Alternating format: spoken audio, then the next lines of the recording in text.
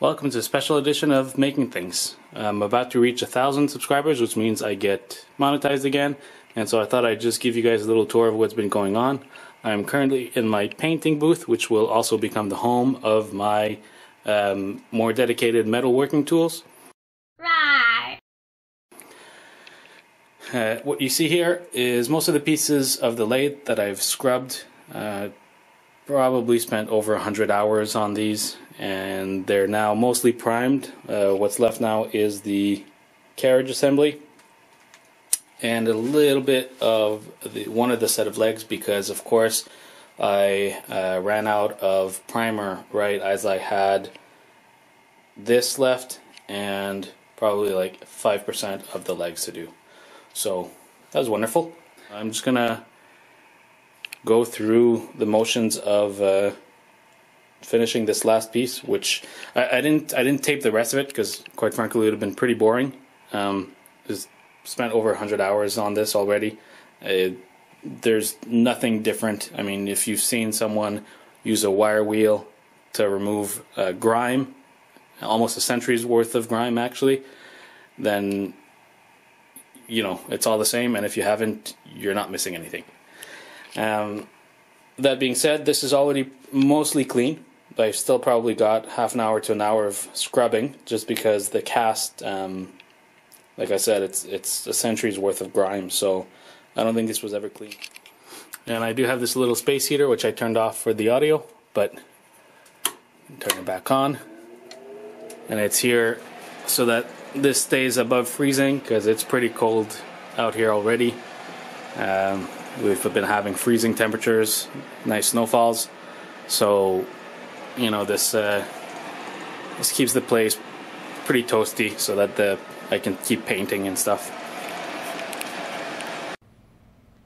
So in case you're wondering, that's being held up right now by a pulley, and I don't let the pieces being held as dead weight. Normally I rest them unless I need to. So as I started cleaning this up, I remembered that I had never actually finished doing the initial scrubbing on this. In fact, I'd never even finished completely disassembling it. So, yeah, that wasn't very good.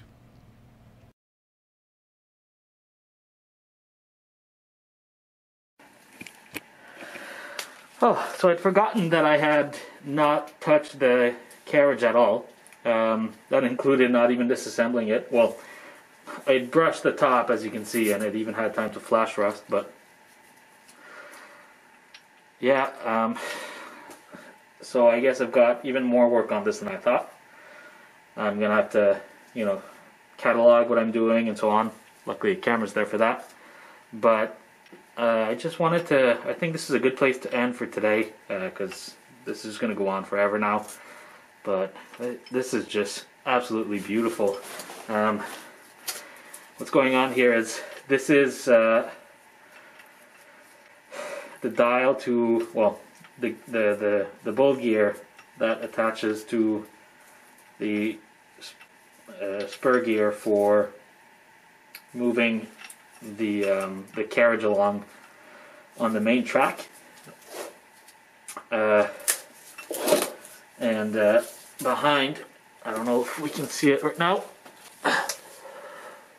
Yeah, this part here, yeah, we can see it.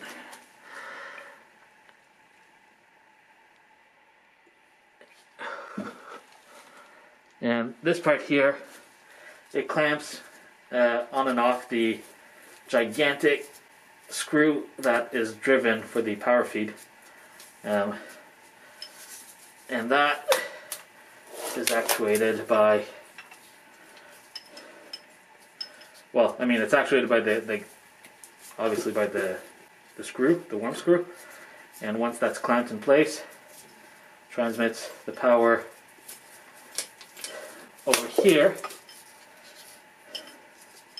And to get the linear motion, when you clamp it down properly, not just, you know, with my finger pushing down on here. Let's go back to this part. There you go. This set of teeth engages, and it turns the entire assembly as a single one, as such allowing it to move along with perfect timing. So this thing must weigh 50 pounds on its own. I mean, it's just beautiful though.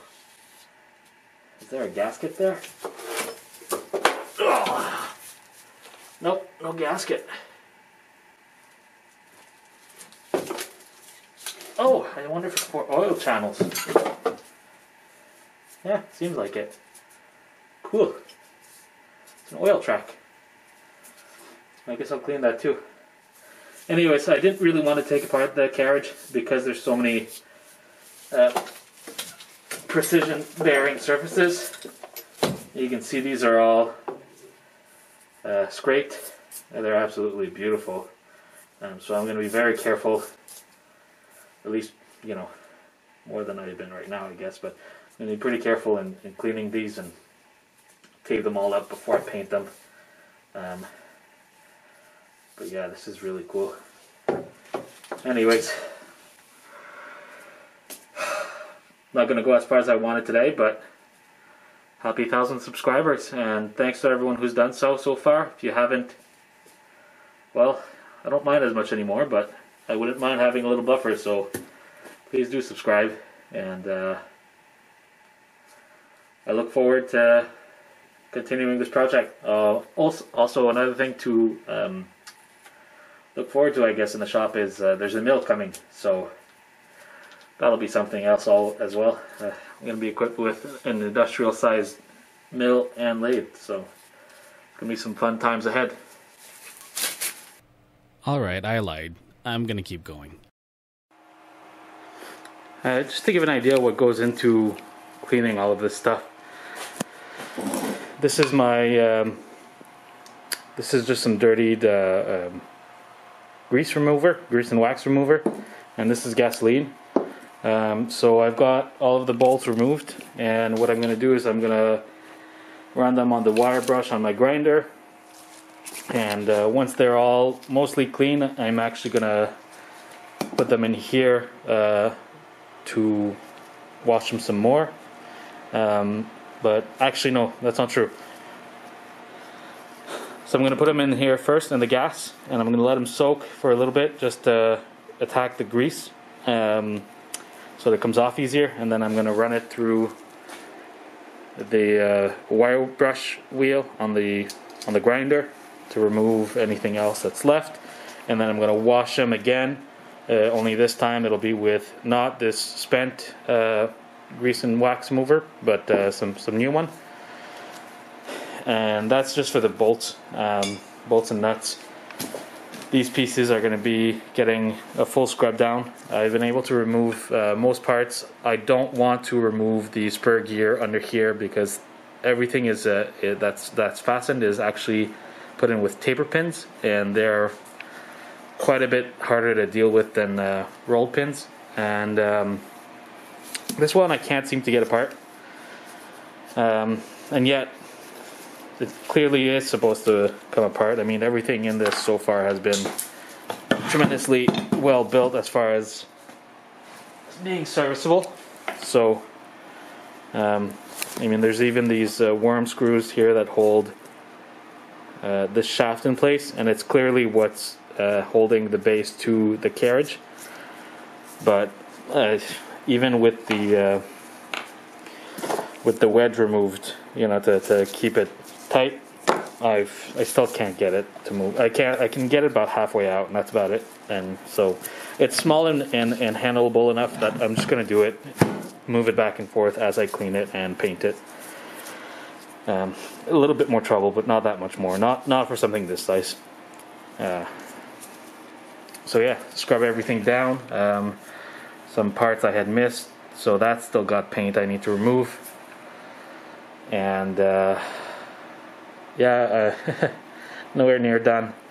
Oh, just while I've got this here, I mean, if you've never been able to play with some industrial toys like this, it's really something. I mean, everything has the oil ports have all of these little channels that that run through all of the parts. So in this case, the dial has the oil port. Where is it? Don't make a liar of me. Oh, there it is.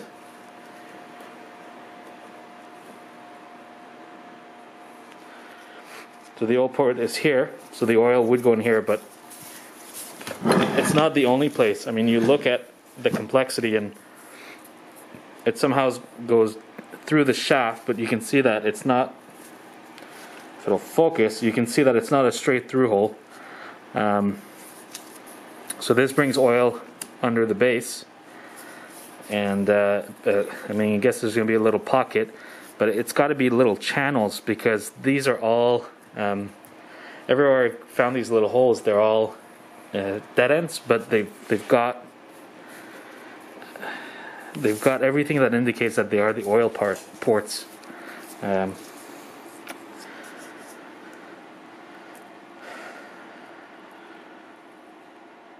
Where else did I see them where it was really cool? Like these guys here. Oh shit, I shouldn't do that. It's gonna be annoying. These guys here, same idea. They're coming in from, honestly, I think they're coming in from on top. I think this runs all the way through. It's pretty cool. Like, I've got to say, this is really impressive. You can see more of it right here. There's a little part of a channel. Same thing here, and they're all gunked up too. So clearly, like, this is something I have to clean. I have no clue how I'm going to clean those little things, but I think it'll be worth doing. So I put those bolts in there and it instantly became black. So you can see that, having filtered my gas, I wasn't kidding earlier. In case you're wondering how I get it out, got this neodymium magnet, and I just bring the parts up and I pick them out. Alright, this time I'm done for real. But again, thanks everyone. I really appreciate all the support, and if you haven't done so already, please subscribe. I'm really looking forward to moving these projects along, and there's going to be plenty coming up this winter. So thanks, have a good day.